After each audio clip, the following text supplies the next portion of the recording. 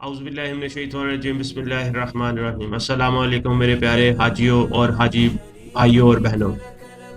मैं हूं रकीब गाजी और आज की वीडियो में हम एक बहुत ही अहम मौजू पर बात करेंगे जो अक्सर हाजियों को और उम्रा ज़ायरीन को मसला बनता रहता है कि बार बार गैस का मसला जो है ना वो रहता है साथ साथ, या पेट ख़राब का मसला। तो सबसे पहले तो मैं आपको बताऊं कि गैस का मसला सिर्फ एक जिस्मानी मसला नहीं, बल्कि ये आपकी रूहानियत पर भी असरअंदाज हो सकता है, ख़ास तौर पर जब आप अल्लाह के घर पे हों। अगर आप चाहते हैं कि आपका हज उम्रा बड़ा पुरसकून और बेहतर हो, तो इस मसले का हल जानना बहुत ज़्यादा ज़रूरी है। सबसे अहम बात यह है कि आपको खाने की आदत के ऊपर नज़रसानी करनी होगी। याद रखें कि पहले नंबर पे फूलों और दालों का इस्तेमाल आपने कम कर देना है। ज़्यादा गैस पैदा करने वाले खाने जैसे कि लोबिया, चना और फूल गोभी से परहेज़ करें।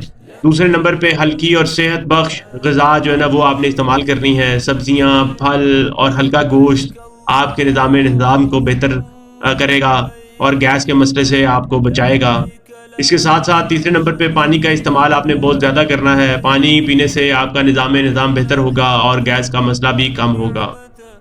याद रखें, अगर आपने अपनी खुराक का ख्याल रखा तो आपका हज या उम्रा ज़्यादा पुरसुकून और खुशगवार और यादगार रहेगा।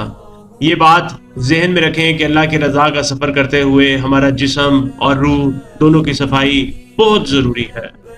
इसके साथ-साथ आपसे ये गुज़ारिश है कि ये वीडियो आपको पसंद आई हो तो इसे ज़रूर लाइक करें, इसको ज़्यादा से ज़्यादा लोगों तक शेयर करें और हमारे चैनल को सब्सक्राइब करें ताकि मज़ीद मालूमात, इन्फॉर्मेशन आपको मिलती रहे। और इसके अंदर एक और बात अहम को मैं आपको बताता चलूँ कि अगर आपको किसी तरह से भी कोई प्रॉब्लम आ रहा हो, कोई मसला हो, कोई सॉल्यूशन चाहिए हो, तो आप अपना जो मसला है कमेंट सेक्शन में लिखें। मैं आपको उसका फ्री सॉल्यूशन जो है वो प्रोवाइड करूँगा इंशाअल्लाह ताला। क्योंकि हम इसी मिशन के ऊपर हैं कि हमने हाजी भाइयों और बहनों की परेशानियों को आसानियों में बदलना है।